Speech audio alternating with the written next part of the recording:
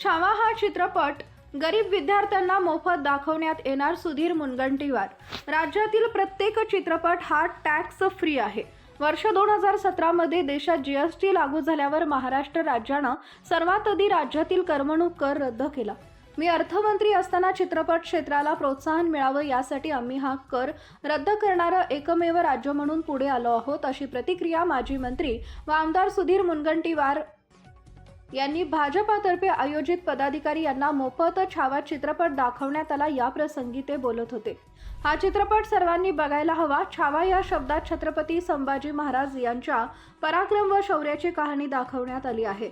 आज आम्ही पदाधिकाऱ्यांसोबत हा चित्रपट बघतोय, नंतर शहर व जिल्ह्यातील विद्यार्थ्यांना हा चित्रपट मोफत दाखवण्यात येणार। हा टॅक्स फ्रीच आहे, कारण महाराष्ट्रामध्ये 2017 मध्ये मी अर्थमंत्री असताना जेव्हा जीएसटी आलं तेव्हा एंटरटेनमेंट टॅक्स मी काढून टाकला आणि आमचं एकमात्र राज्य आहे। बाकी राज्यांनी जीएसटीही ठेवला आणि मनोरंजन करही ठेवला। महाराष्ट्रामध्ये एकही नवीन पैशाचा मनोरंजन कर नाही।